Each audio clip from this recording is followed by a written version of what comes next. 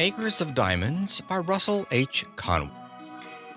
Acres of Diamonds by Russell H. Conwell. Recording by Phil Chenevert.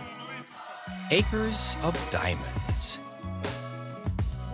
When I was going down the Tigris and Euphrates rivers many years ago with a party of English travelers, I found myself under the direction of an old Arab guide whom we hired up at Baghdad, and I have often thought how that guide resembled our barbers in certain mental characteristics. He thought that it was not only his duty to guide us down the rivers and do what he was paid for doing, but also to entertain us with stories curious and weird, ancient and modern, strange and familiar. Many of them I have forgotten, and I am glad I have, but there is one I shall never forget. The old guide was leading my camel by its halter along the banks of those ancient rivers, and he told me story after story until I grew weary of his storytelling and ceased to listen. I have never been irritated with that guide when he lost his temper as I ceased listening, but I remembered that he took off his Turkish cap and swung it in a circle to get my attention. I could see it through the corner of my eye, and I determined not to look straight at him for fear he would tell another story. But although I am not a woman, I did finally look, and as soon as I did, he went right into another story. Said he, "I will tell you a story now, which I reserve for my particular friends." When he emphasized the words particular friends, I listened, and I have ever been glad I did. I really feel devoutly thankful that there are 1,674 young men who have been carried through college by this teacher, who are also glad that I did listen. The old guide told me that there once lived, not far from the river Indus, an ancient Persian by the name of Ali Hafed. He said that Ali Hafed owned a very large farm, that he had orchards, grain fields, and gardens, that he had money at interest and was a wealthy and contented man. He was contented because he was wealthy, and wealthy because he was contented. One day there visited that old Persian farmer one of these ancient Buddhist priests, one of the wise men of the East. He sat down by the fire and told the old farmer how this world of ours was made. He said that this world was once a mere bank of fog, and that the Almighty thrust his finger into this bank of fog and began slowly to move his finger around, increasing the speed until at last he whirled this bank of fog into a solid ball of fire. Then it went rolling through the universe, burning its way through other banks of fog, and condensed the moisture without until it fell in floods of rain upon its hot surface and cooled the outward crust. Then the internal fires bursting outward through the crust threw up the mountains and hills, the valleys, the plains and prairies of this wonderful world of ours. If this internal molten mass came bursting out and cooled very quickly, it became granite. Less quickly, copper. Less quickly, silver. Less quickly, gold. And after gold, diamonds were made. Said the old priest, "A diamond is a congealed drop of sunlight." Now, this is literally scientifically true, that a diamond is an actual deposit of carbon from the sun. The old priest told Ali Hafed that if he had one diamond the size of his thumb, he could purchase the country. And if he had a mine of diamonds, he could place his children upon thrones through the influence of their great wealth. Ali Hafed heard all about diamonds, how much they were worth, and went to his bed that night a poor man. He had not lost anything, but he was poor because he was discontented, and discontented because he feared he was poor.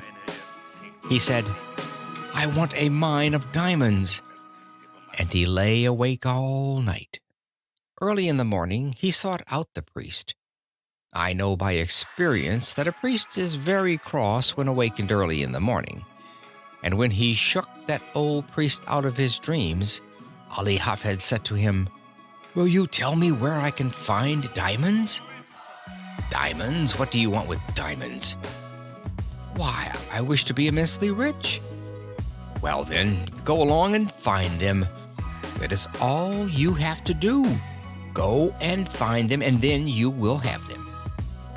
"But I don't know where to go." "Well, if you will find a river that runs through white sands between high mountains, in those white sands you will always find diamonds." "I don't believe there is any such river." "Oh, yes, there are plenty of them. All you have to do is go and find them, and then you have them." Said Ali Hafed, "I will go." So he sold his farm, collected his money, left his family in charge of a neighbor, and away he went in search of diamonds. He began his search very properly, to my mind, at the Mountains of the Moon. Afterwards he came around into Palestine, then wandered on into Europe, and at last, when his money was all spent and he was in rags, wretchedness, and poverty, he stood by the shore of that bay at Barcelona in Spain, when a great tidal wave came rolling in between the pillars of Hercules, and the poor, afflicted, suffering, dying man could not resist the awful temptation to cast himself into that incoming tide, and he sank beneath its foaming crest, never to rise in this life again. When that old guide had told me that awfully sad story, he stopped the camel I was riding on and went back to fix the baggage that was coming off another camel, and I had an opportunity to muse over his story while he was gone. I remember saying to myself, why did he reserve that story for his particular friends? There seemed to be no beginning, no middle, no end, nothing to it. That was the first story I had ever heard told in my life, and would be the first one I ever read in which the hero was killed in the first chapter. I had but one chapter of that story, and the hero was dead. When the guide came back and took up the halter of my camel, he went right ahead with the story into the second chapter, just as though there had been no break. The man who purchased Ali Hafed's farm one day led his camel into the garden to drink, and as that camel put its nose into the shallow water of that garden brook, Ali Hafed's successor noticed a curious flash of light from the white sands of the stream. He pulled out a black stone having an eye of light reflecting all the hues of the rainbow. He took the pebble into the house and put it on the mantel which covers the central fires, and forgot all about it. A few days later, this same old priest came in to visit Ali Hafed's successor, and the moment he opened that drawing room door, he saw that flash of light on the mantel, and he rushed up to it and shouted, "Here is a diamond! Has Ali Hafed returned?" "Oh no, Ali Hafed is not returned, and that is not a diamond. That is nothing but a stone we found right out here in our own garden." "But," said the priest, "I tell you I know a diamond when I see it. I know positively that is a diamond." Then together they rushed out into that old garden and stirred up the white sands with their fingers, and lo, there came up other, more beautiful and valuable gems than the first.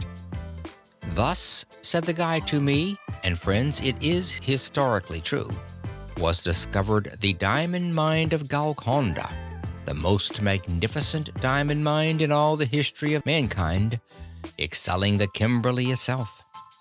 The Koh-i-Noor and the Orloff of the crown jewels of England and Russia, the largest on earth, came from that mine." When that old Arab guide told me the second chapter of his story,